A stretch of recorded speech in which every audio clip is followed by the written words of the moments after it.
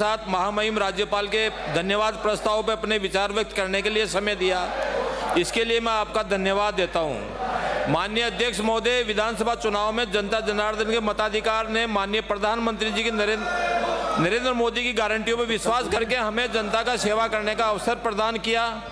लोकतंत्र में जन समस्याओं का निराकरण करना ही हमारा परम ध्येय है। विगत 5 वर्षों में पूर्ववर्ती सरकार के आंतरिक अंतर्विरोध और खींचतान ने राज्य के विकासोन्मुखी नीति एवं निर्णय को असमता के कारण ही आज आप विपक्ष में बैठे हैं।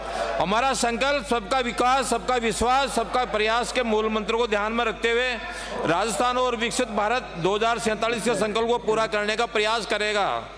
हमारा संकल्प पत्र हमारे कार्य योजना, इस कार्य योजना पे मुख्यमंत्री जी ने शपथ ग्रहण के साथ ही राज्य के विकास पे अपना फोकस केंद्रित किया है। समाज के वंचित वर्ग को सरकारी योजनाओं में किस प्रकार लाभान्वित करके अंत्योदय उद्धार किया जाए, इसे तो हमारी सरकार निरंतर अग्रसर रहेगी। माननीय अध्यक्ष महोदय, इस अवसर पे मैं आभार व्यक्त करता हूं कि निवाई पिवली की जनता को, जिन्होंने मुझे राजस्थान की सबसे बड़ी पंचायत में भेजकर क्षेत्र की समस्याओं को उठाने के लिए चुना।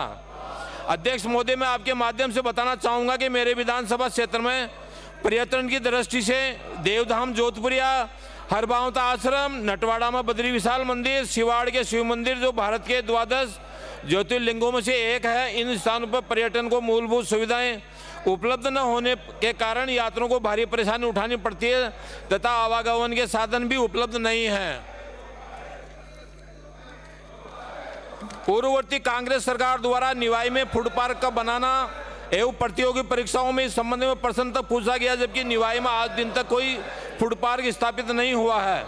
पूर्ववर्ती सरकार द्वारा निवाई में घोषित बस स्टैंड का निर्माण, रेलवे लाइन पुलिया का निर्माण, ट्रॉमा हॉस्पिटल का निर्माण, देवनारायण छात्रावास आदि का आज तक कोई निर्माण नहीं हुआ है।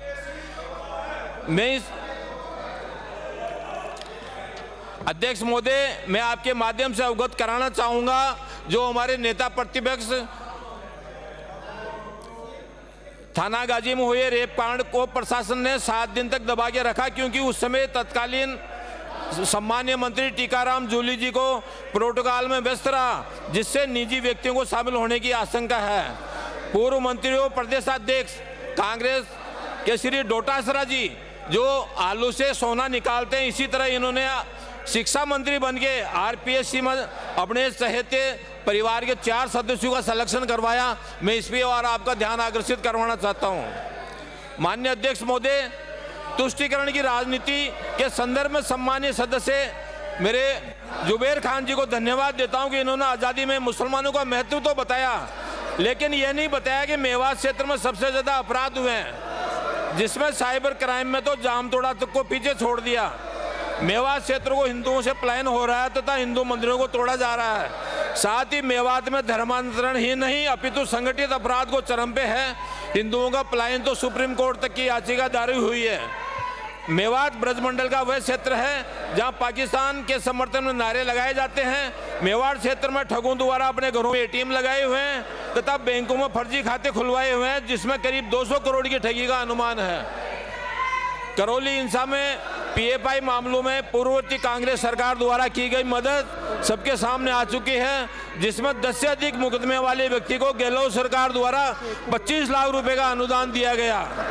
अध्यक्ष महोदय, मैं आपके माध्यम से बताना चाहूंगा कि मेवात क्षेत्र राजनीतिक संरक्षण के कारण गोकशी, वाहन चोरी, लूट डकैती से लेकर साइबर क्राइम तक का गढ़ बन चुका है। अध्यक्ष महोदय, अलवर तथा भरतपुर जिले में तिजारा, किशनगढ़, बास, कामा शहरों में मुस्लिम आबादी का अत्यधिक प्रभाव है। अतः मेवात को अर्धसैनिक स्थल भेज के मेवात को अपराध मुक्त करवाया जाए।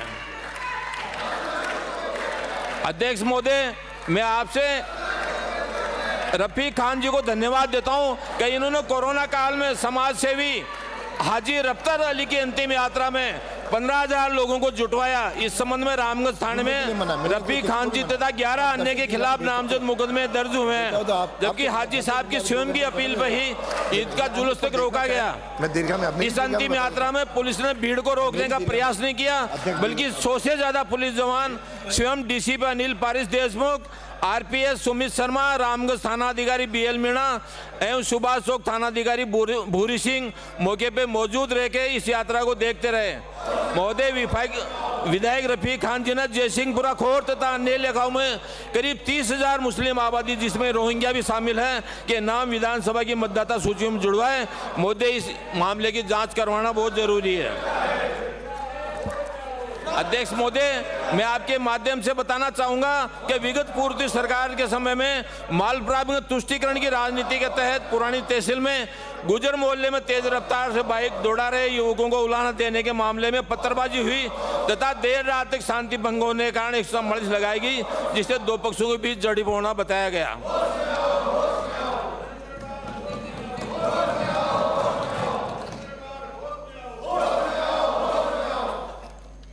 अध्यक्ष महोदय,